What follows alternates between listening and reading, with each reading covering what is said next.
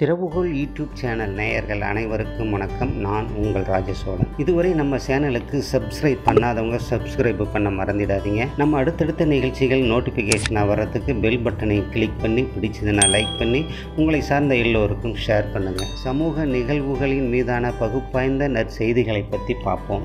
வாங்க நிகழ்ச்சிக்கு போகலாம். கடந்த வாரம் நம்ம திறவுகோல் யூடியூப் சேனலில் இந்த தையல் மிஷினின் வரலாறு, அதாவது எப்படியெல்லாம் தன் கற்பனைகளால் கஷ்டப்பட்டு அந்தந்த காலகட்டங்களில் அந்தந்த விஞ்ஞானிகளால் கொஞ்சம் கொஞ்சமாக கண்டுபிடிச்சு முழுமை அடைஞ்சதை பற்றி விளக்கமாக நிகழ்ச்சியை போட்டிருந்தோம். இந்த தையல் கலைங்கிறது மனிதர்களில் இருபாலர்களுக்குமே மானத்தை மறைக்க மட்டுமல்ல, கௌரவமாக உடை அணிஞ்சு வாழவும் தான். உயிர் வாழ உணவு எவ்வளோ முக்கியமோ, அடுத்து தங்கி குடியிருக்க வீடு எவ்வளோ முக்கியமோ, அதே போலத்தான் மானத்தை மறைக்க கட்டாயம் உடைகளும் அவசியம். சொல்லப்போனால் தாங்களை அழகாக காட்டிக்கிறதுக்கும் ஒரு வரையறைக்குள்ள விதவிதமாக ட்ரெஸ் பண்ணுறதுக்கும் தையல் கலைஞரும் கூடவே தைச்சி கொடுக்க தையல் மிஷினும் வேணும் இல்லைங்களா?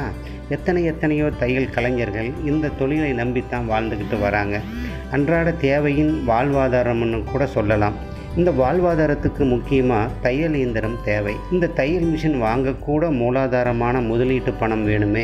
அந்த மூலதனம் கூட போட முடியாத எத்தனையோ தொழில் தெரிஞ்ச வறுமை கோட்டிற்கும் கீழ் உள்ள ஏழைகளும் இருக்காங்க. தொழில் தெரிஞ்சும் கலை நுணுக்கங்கள் புரிஞ்சும் வாழ வழி அறிஞ்சும் உழைக்க ஆர்வம் இருந்தும் முன்னேற முயற்சி இருந்தும் பணம் சம்பாதிக்க துடிப்பும் இருந்தும் தன் கையே தனக்கு உதவி என்கிற தன்னம்பிக்கை இருந்தும் இந்த தையல் மிஷின் வாங்க போதுமான பணம் இல்லாதவங்களுக்கு ஒரு வரப்பிரசாதமான தமிழக அரசின் அற்புதமான திட்டம் வழக்கம் போல் வெளியிட்டிருக்காங்க.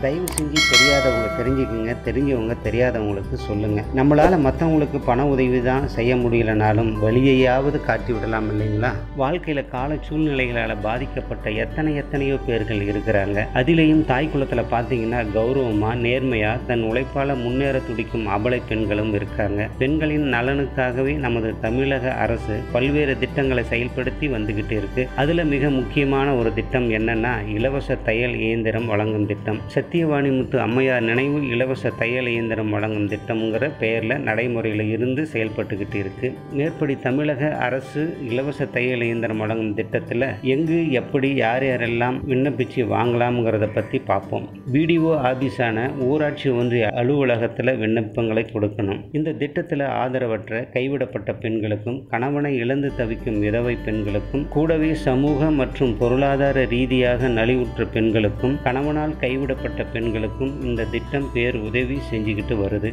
மேற்படி இவங்க எல்லாம் விண்ணப்பிக்கலாம்.